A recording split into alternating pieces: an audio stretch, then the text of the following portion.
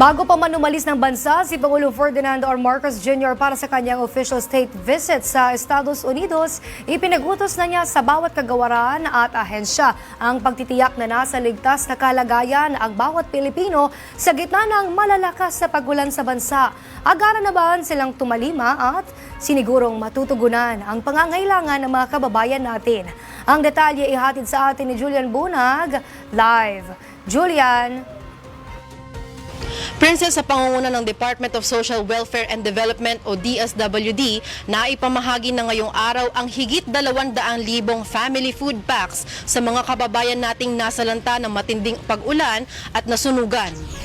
Sa bisa ng pinagsanib puwersang lakas ng Department of Social Welfare and Development at Department of Health, na ipamahagi ang relief goods sa mga nasalanta ng bagyo sa Barangay Zapote sa Las Piñas. Nanguna sa relief operations sina DSWD Secretary Rex Gatchalian at DOH Secretary Ted Herbosa, katuwang ang mga lokal na opisyal ng barangay. Nasagip naman ng Philippine Coast Guard ang 60 residente mula sa Valenzuela, kabilang na ang mga buntis at senior citizens. Agad silang inihatid sa pinakamalapit na evacuation centers para mabigyan ng kaukulang tulong. Sa Rizal naman, aabot sa 30 residente ang inilikas ng PCG sa kanilang mga tahanan patungo sa mga evacuation center. Nananatili namang nakaantabay ang 3 PCG Deployable Response Groups o DRGs sa Rizal sakaling kailanganing magsagawa ng preemptive evacuation sa lugar. Nagsagawa rin ng libreng sakay katuwang ang Department of Transportation sa Metro Manila mula Quiapo hanggang Fairview at Angono, Rizal. Meron ding biyaheng Alabang at Sucat, Parañaque. Bukod dito ay may handog din silang PCG bus na pwedeng sakyan.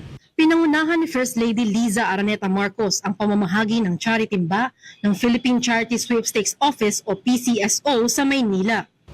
Laman nito ang paketeng noodles, delata, kape at 3 kilong bigas. Ayon kay Public Relation Officer Rosel de la Umbria, tuloy-tuloy ang kanilang ginagawang pamimigay ng charity timba lalo na sa mga nasalanta ng sunog at pagbaha sa Ligarda Street sa Maynila. Samantala, bago umalis ng bansa si Pangulong Ferdinand R. Marcos Jr. para sa kanyang official state visit sa Estados Unidos, inatasan niya ang lahat ng kagawaran at ahensyang maging handa at tiyaking ligtas ang mga Pilipino sa gitna ng malakas na pag-ulan.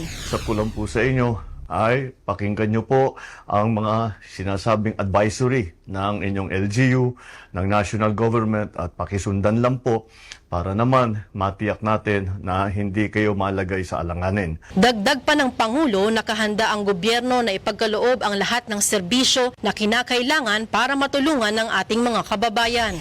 Princess, ayon pa kay Secretary Teodoro, naka-activate na sa iba't ibang panig ng bansa ang Enhanced Defense Cooperation Agreement o EDCA site na layong pag-imbakhan ng mga relief goods at air assets ng AFP at US Indo-PACOM. At yan lamang muna ang pinakahuling update para sa totoong balita sa Bagong Pilipinas.